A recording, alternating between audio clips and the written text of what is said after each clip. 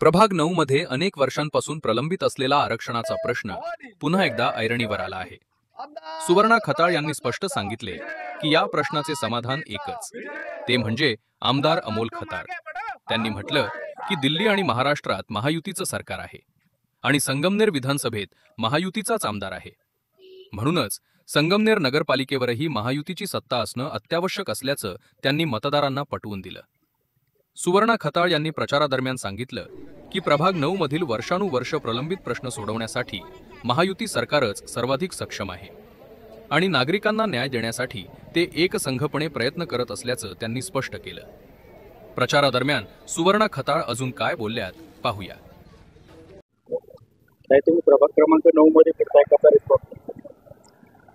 Response तर खूप सुंदर आहे, कारण जे अमोल भाऊंनी आतापर्यंत 1 वर्षात की जे अगोदर कधी कामे झाले नाही ते कामं पूर्णत्वाला नेलेले आहेत अमोल भाऊंनी, त्यामुळे तो एक प्रतिसाद खूप मोठा आहे।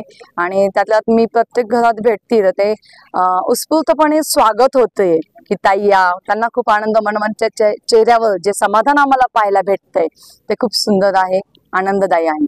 ज्या प्रभागात फिरता प्रामुख्याने आतापर्यंत न झालेल्या समस्या कोणत्या जाणवतात? सगळ्यात मोठा मुद्दा म्हणजे ना आरक्षणाचा आहे। ह्या प्रभाग नंबर 9 मध्ये आरक्षणाचा मुद्दा खूप मोठा आहे, कारण प्रत्येक घरामध्ये मला हीच समस्या सांगितली गेलेली आहे आणि पहिल्यांदा अमोल भाऊंनी ह्या आरक्षणाचा मुद्दा हाती पण घेतलेला आहे आणि ह्या आरक्षणाचा मुद्दा जो आहे तो पूर्णत्वाला नेण्यासाठी, तो पूर्ण होण्यासाठी आपल्याला नक्की महायुती हे हवी आहे नगरपालिकेला।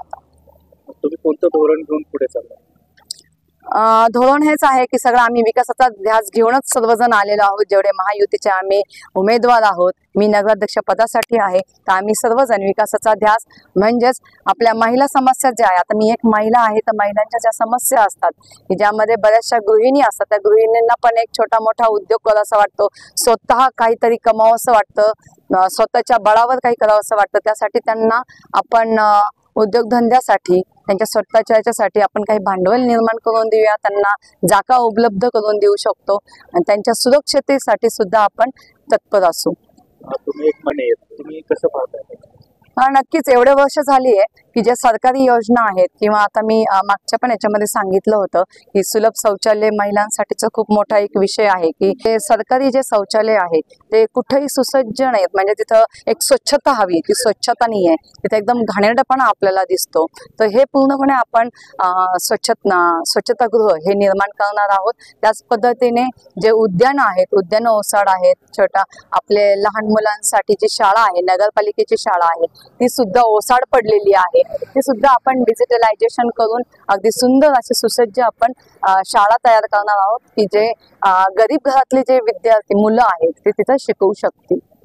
मतदारांना आव्हान तर हेच करेन की प्रचंड मतांनी महायुतीला विजयी करा, कारण आपल्या संगमनेर शहराचा जर विकास करायचा असेल तर फक्त महायुती ही आहे, कारण आपल्या केंद्रात, राज्यामध्ये महायुती सरकार आहे, तर नगरपालिकेला सुद्धा महायुतीचाच झेंडा फडकला गेला पाहिजे, तरच आपल्याला। आणि अजून एक की नगर विकास जे खातं आहे ते आपल्या एकनाथ शिंदे साहेबांकडे आहे, तर आपल्याला ह्या संगमनेर शहरासाठी मोठ्या प्रमाणामध्ये निधी उपलब्ध करून दिला जाईल आणि विकास जो आहे आपल्या संगमनेर शहराचा हा पूर्णपणे होईल, याची मी 100% ही ग्वाही देते आणि शब्द देते।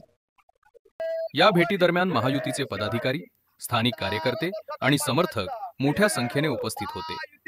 सुवर्णा खताळ जिथे जिथे गेल्या तिथे तिथे मतदारांकडून उत्साहवर्धक प्रतिसाद मिळत असल्याचे चित्र दिसून आले। प्रभाग क्रमांक 9 मध्ये वाढत चाललेली चुरस, आरक्षणाचा ज्वलंत मुद्दा आणि महायुतीच्या उमेदवारांना मिळणारा प्रतिसाद, ही निवडणूक अधिकच रंगतदार होणार असल्याची चिन्हे स्पष्ट आहेत। पुढील घडामोडीसाठी आमच्या सोबत रहा। Unit news, Sangamner.